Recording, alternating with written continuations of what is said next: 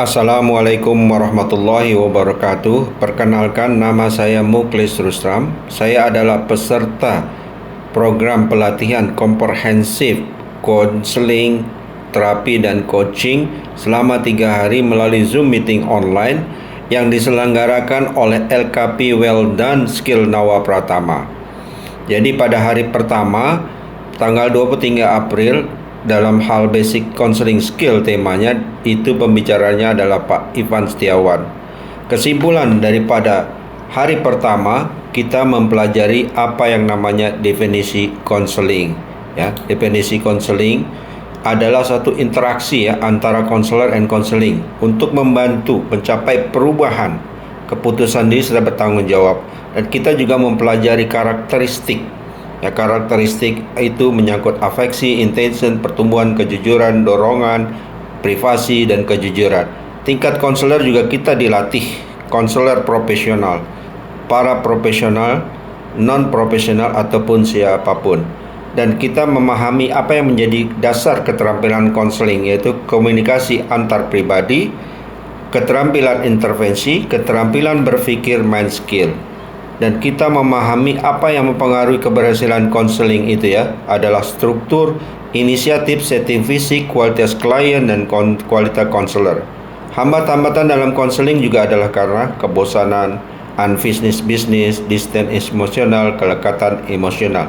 Tipe-tipe konseling juga kita memahami.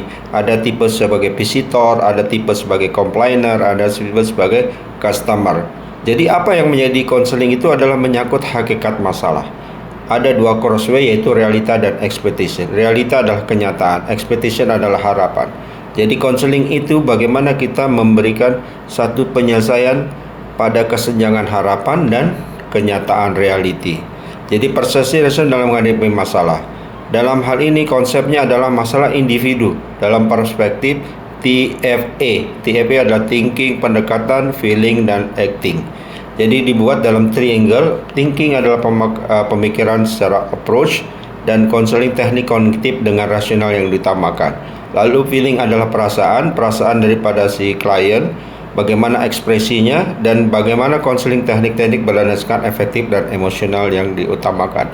Dan acting jika klien dapat mendukung pendekatan untuk tingkah laku lebih efektif. Dan counseling teknik-teknik juga diajarkan behavior dan tindakan utama. Keterampilan dasar konseling antara pribadi digunakan ketika seling antara lain attending, kehadiran, opening, membangun hubungan, structuring, repassing, reflecting of feeling, clarifying, question, confrontation, repriming, reassuring, summary, dan termination. Yang menarik adalah bagaimana pendekatan konseling tahapannya, yaitu tahapan pendahuluan, tahapan peralihan, tahapan kegiatan, tahapan pengakhiran. Dan harus mengikuti proses alur pelaksanaan konseling. Reality itu adalah W, wants, doing, direction. A adalah self evaluation. P adalah planning, commitment. Dan pada hakikatnya manusia juga secara psikologi ada love and belonging, power, freedom, and fun survival. Di akhir daripada training ini pada hari pertama juga dibicarakan masalah level komitmen, dan juga ada memenuhi harapan yang memperhatikan responsibility, 3R, reality, and right. Di akhir juga dibuat satu pelatihan simulasi. Ada 3 orang dalam hal ini sebagai counselor and counseling dan observation.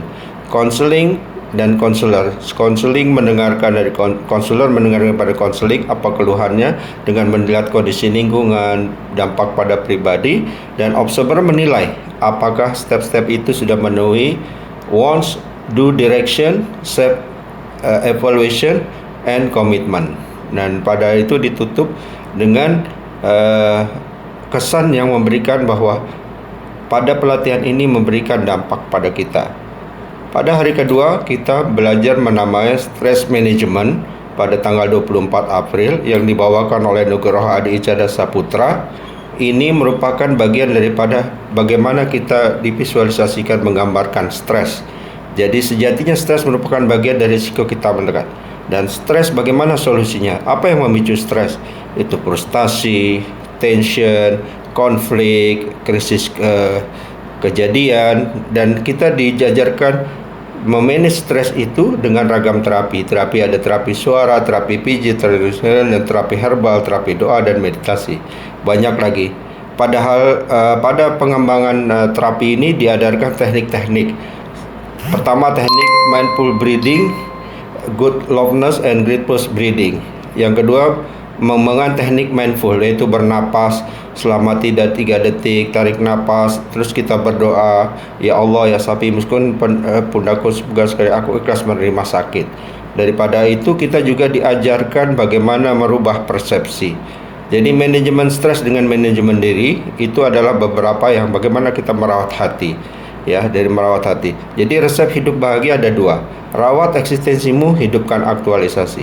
Itu adalah hidup sehat. Jadi hidup yang berkeseimbangan itu ada 3 ada piramid, hati, pikiran, dan tubuh. Pada akhirnya perilaku baik membuat kita hidup tenang. Dan kita mengetahui juga afirmasi sebagai pemandu fokus. Nah, afirmasi ini adalah perbuatan yang dilakukan untuk membentuk kebiasaan, memunculkan dan memperkuat DNA insani ahsani takwid. Itu adalah keefektifan afirmasi. Jadi menarik pada perilaku itu. Contoh afirmasi: sehat-sehat, kuat-kuat, semangat-semangat, bahagia-bahagia, ikhlas-ikhlas. Jadi itulah efektif afirmasi. Kalimat kata besi yang kurang aman, contoh saya hebat, saya juara, saya itu kurang efektif. Lantas bagaimana solusinya? Buatlah rancangan kata afirmasi yang memberikan makna positif. Buat rancangan kata-kata yang akan membentuk mindset perilaku kita. Kalimat afirmasi yang bisa dipraktikkan jika saya malas, sedangkan dunia tidak semakin mudah. Saya bisa menjadi pribadi yang kurang berhasil. Maka malas tadi saya sebutkan nama harus belajar dengan tenang. Itu contoh kalimat afirmasi.